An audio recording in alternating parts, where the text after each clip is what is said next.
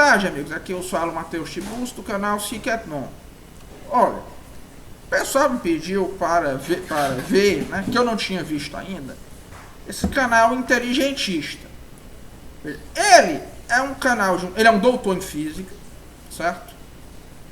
Ele é um físico, ou seja, ele tem algum conhecimento científico, ele tem conhecimento científico, certamente, e ele também tem um conhecimento geral acima da média. Como outros canais, ele também defendia coisas como terraplanismo, mas agora ele tirou essa pauta, ele disse que não é mais terraplanista, né? Ele defende muito a questão do geocentrismo e de crítica à ciência moderna, e ele parece ter, a crítica dele à ciência moderna é principalmente sob esse paradigma do geocentrismo, certo? Ele é um desses que defende o geocentrismo. E aí nisso ele coloca umas teorias da conspiração, nas quais ele tenta mostrar pontos simbólicos que seriam mitos ocultos das teorias da modernidade, das teorias científicas da modernidade. Isso que ele aponta, muitas vezes ele até tem uma intuição simbólica. O problema é que muitas vezes isso, geralmente em termos simbólicos, as análises que ele faz são de um nível muito rasteiro. E ele não parece conhecer as pessoas, os status questiones, de crítica quanto a essa questão, como é o caso do Wolfgang Smith, né, que tem livros muito bons sobre esse assunto, etc. Mas, aliás, esse povo todo, esses canais de ciência conspiracionista, eles tentam fazer projeções simbólicas, tentam fazer umas projeções de simbolismos, mais ou menos de nível muito baixo, com uma tentativa de justificar a ciência, de justificar as conspirações que existem no meio da ciência moderna. Eles acham que a conspiração é para impor um determinado simbolismo, que é um simbolismo muito vago, muito mal estudado e que eles não entendem muito bem.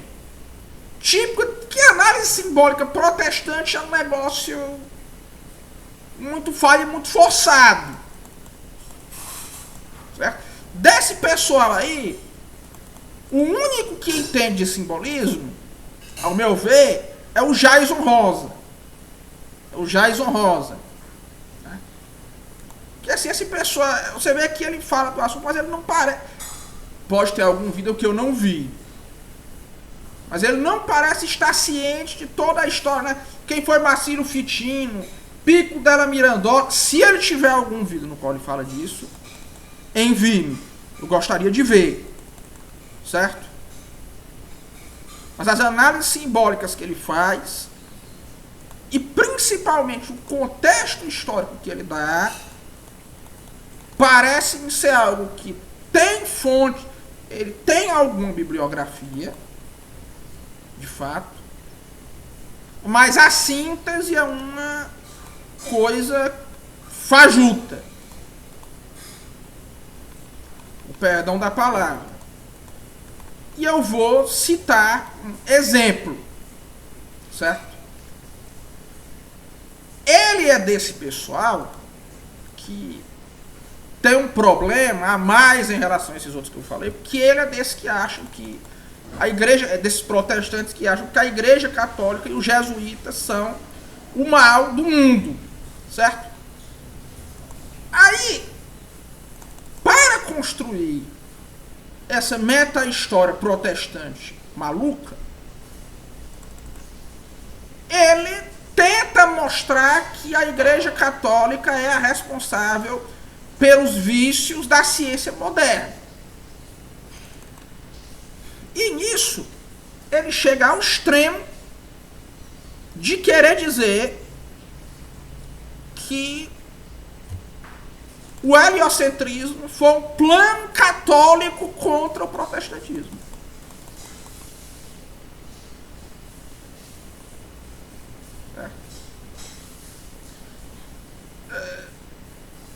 Aí ele fala, né? Não, porque o julgamento de Galileu foi um teatro. Né? Galileu era um criptojesuíta. Só porque ele viu, aí ele coloca lá um vídeo de um astrônomo jesuíta meio que tentando elogiar Galileu. Né? Ele foi, mas vamos lá, mas ele foi um teatro. O que ele fala até tem alguma verdade, mas foi para defender Galileu de quem? Por que a Igreja Católica simplesmente não aceitou o heliocentrismo?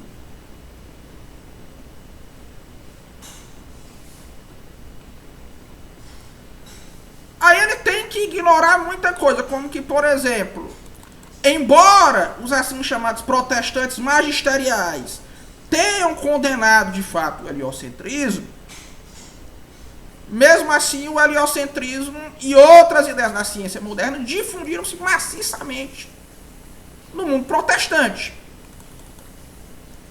Inclusive ele cita que o Newton é o último dos magos, né? Que a física newtoniana é uma física que tem magia, que tem um subtexto de magia, certo? Isso é verdade, certo? Que Newton de fato era cabalista, era alquimista, etc. Mas ele se esquece de dizer também que Newton era tremendamente anticatólico.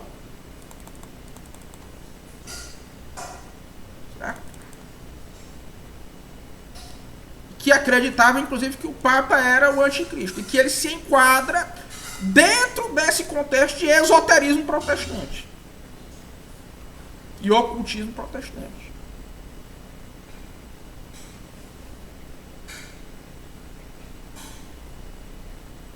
Mas isso é uma coisa de que ele não fala.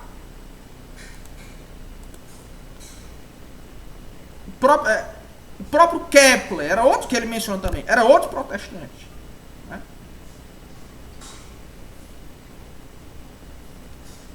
As obras do heliocentrismo, muitas obras baseadas do heliocentrismo, foram publicadas em países protestantes porque não podiam ser publicadas nos países católicos.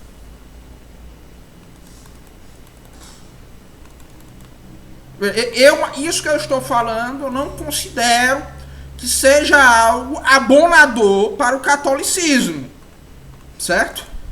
Não considero que seja algo abonador para o catolicismo. Eu sei que tem todo um status questiones aí de gente como Wolfgang Smith, Feyerabend, etc., que fala sobre esse assunto, sobre a relação, se a obra de Galileu, né, naquele momento, satisfazia ou não evidências científicas, né, o que levou ou não ao processo de Galileu, né, mas porque, nisso aí o que estaria acontecendo é que a igreja, certo, estaria protegendo Galileu no máximo dela mesma. Isso não faz sentido dentro dessa meta-história protestante, conspiracionista, de que esse povo aí gosta. Mas ele está disposto a um extremo, a uma ideia extremamente contraintuitiva e sem argumentação, para preservar essa meta-história. Aliás, para ele, né, não existe ocultismo em um contexto protestante. Ocultismo e esoterismo em um contexto protestante, não existem conspirações em um contexto protestante. Ou seja, olha, meta-historiador protestante, sendo sincero com você, a meta-história protestante tem uma mania que é uma coisa que me incomoda bastante. Não só a meta-história protestante, como qualquer derivado dela. E qualquer defensor dela ou qualquer historiador protestante. É aplicar em relação a qualquer personagem que se opõe ao protestantismo, em regra católica, uma hermenêutica da suspeita extrema. Hermenêutica da suspeita extrema. eles começam a conjecturar os motivos mais absurdos por trás da ideia da pessoa.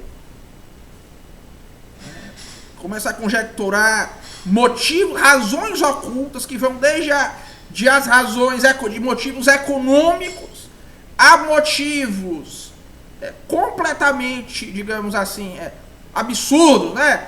Satanismo papal, não sei o quê, né? O satanismo oculto do Vaticano. E ao mesmo tempo, em relação aos protestantes e às figuras favoráveis ao protestantismo e à civilização protestante, eles têm uma claridade hermenêutica enorme, né? Uma das coisas que me chocaram muito quando eu comecei a ler as histórias da Inglaterra foi como os meta-historiadores protestantes querem dizer que Henrique VIII era um homem de sensibilidades morais elevadas, né? E que era um homem assim de fé profunda, com sensibilidades morais elevadas, que era ele era um herói, né? Fazia uma romantização do Henrique VIII. Agora, assim, no caso, as coisas que eu simplesmente não entendo. Agora, no caso desses brasileiros, mas agora no caso desse inteligentista, né? Eu confesso que ele expande essa hermenêutica da suspeita. Porque há um ponto que, assim, eu acho que até um argumento que quase qualquer apologista do protestantismo vai usar é que o catolicismo se opôs ao heliocentrismo. Certo? E até certo ponto se opôs mesmo. Certo? Se isso é uma coisa virtuosa ou não, é um motivo de debate.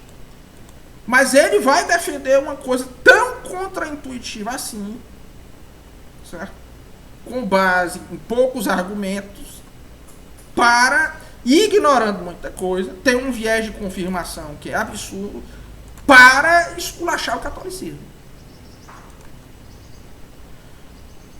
Isso aí é uma coisa que eu confesso a vocês, né? É aquilo que Aristóteles fala nos Tópicos, é a tese que precisa ser mantida a todo custo. Isso aí é uma coisa que me faz crer, me faz duvidar um pouco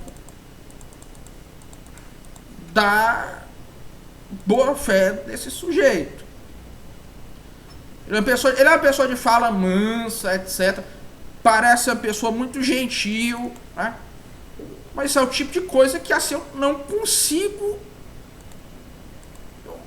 Sinceramente, eu odeio fazer acusações aqui contra as pessoas.